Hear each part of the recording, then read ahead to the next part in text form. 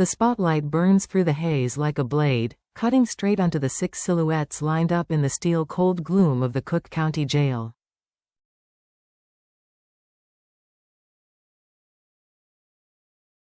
The women stand shoulder to shoulder, 6 figures, 6 stories, 6 confessions wrapped in defiance.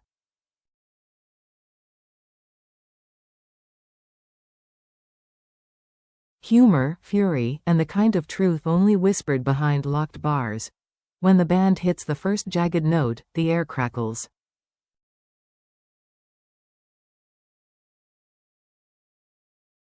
Pop, 6, squish, Cicero, Lipschitz. The words drop like bullets, rhythmic, deliberate, each one a punctuation mark in a world where violence is currency and storytelling is survival.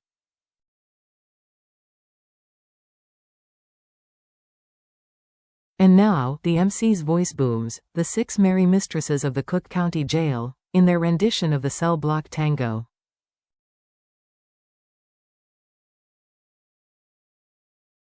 A flourish of brass. A world unfolds. A slice of violin. She steps forward, the one with the sly smirk and the knowing eyes.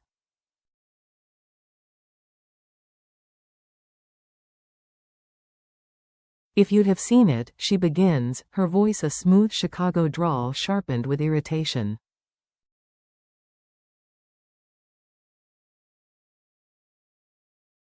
I bet you would have done the same.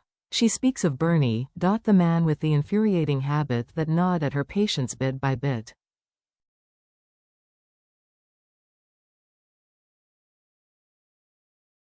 Not chewing gum, no, that would almost be forgivable. Popping it. That sharp, obnoxious crack that jolted the nerves like a slap.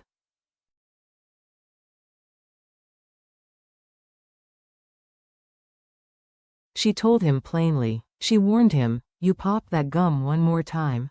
But he did.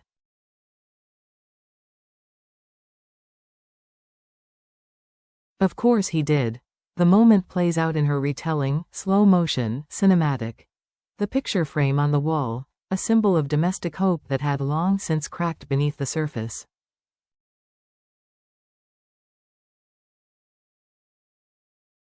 She smashed it, came down in her hands, smashed it across the bed, splintering wood, glass.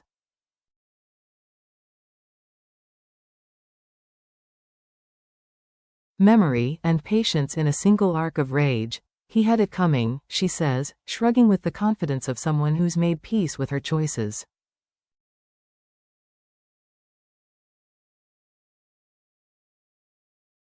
He had it coming, the others echo, their voices rising behind her like a Greek chorus of femme fatales.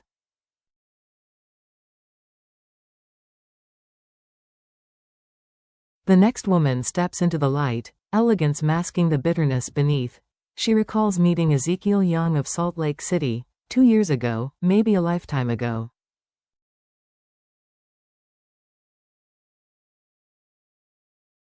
He had introduced himself as single, charming, uncomplicated, too immediately. They hit it off immediately.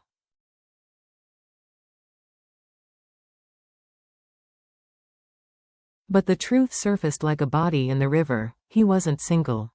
He wasn't even close.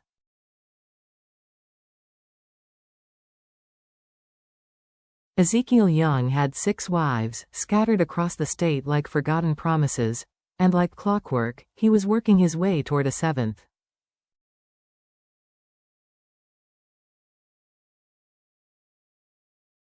You know how some guys just can't help themselves? She asks, tilting her head with a wry smile.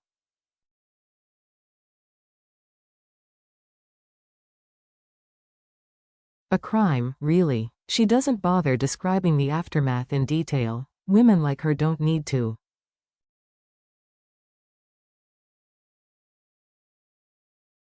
The music swells. The implication is enough. Another verdict delivered. The third woman's story unfolds in a kitchen, the scent of raw chicken and simmering resentment thick in the air.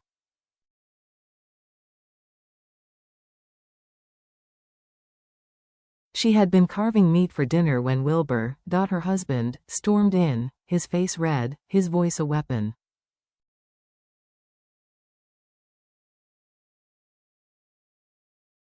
He accused her of seeing the milkman.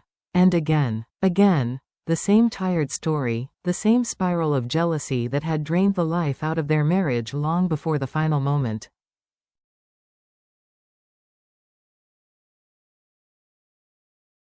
She describes the rage in his eyes, the spit flying from his lips, the way he closed the door behind him like a man sealing his own fate.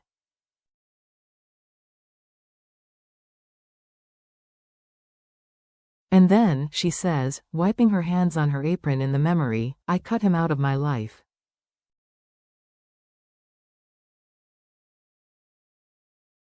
For the last time. The band punctuates her words with a sharp, stabbing beat, percussion mimicking the relentless slam of truth.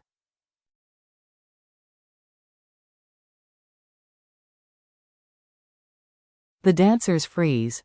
A voice from the dark asks, "Yeah, but did you do it?" The women turn in unison.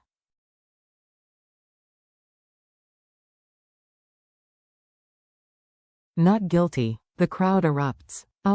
Eyes cold, mouths set. The fourth story comes from the woman with the stage-ready poise.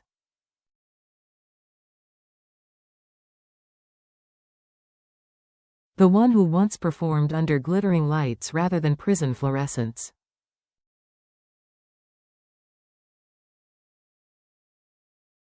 She and her sister Veronica used to have a double act, tight choreography, razor-sharp smiles, applause rolling like thunder.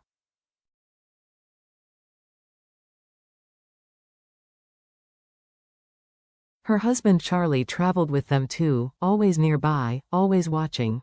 One night at the Hotel Cicero, they ran out of ice.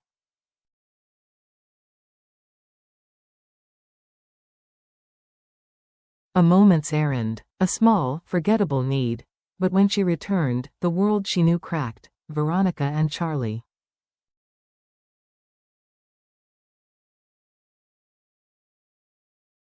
The betrayal so cliché it almost felt insulting. Red-handed. She didn't remember acting, didn't remember deciding, just washing her hands later.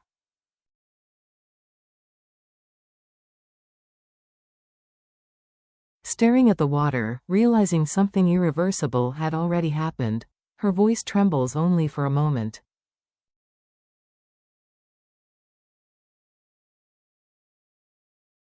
Then the beat picks up again, swallowing her confession.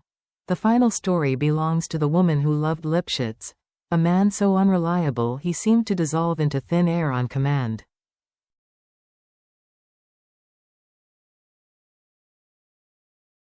But every night he went out to find himself. And on the way, he found Rolf, truly.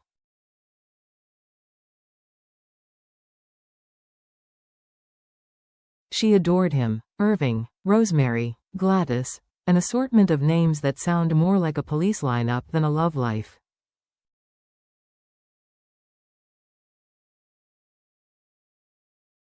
We broke up because of artistic differences, she says dryly. He saw himself as alive in my life.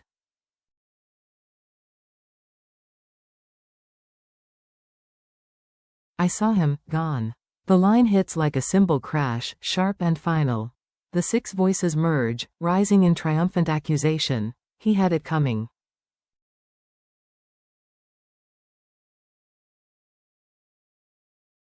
They had it coming. They had it all along. The stage pulses with fury and humor.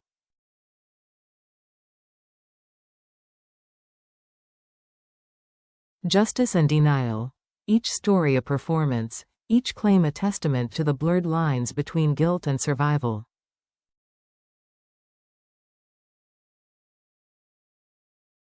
Cicero. Squish. 6. Pop Lipschitz. The final snap echoes through the darkness as the curtain falls.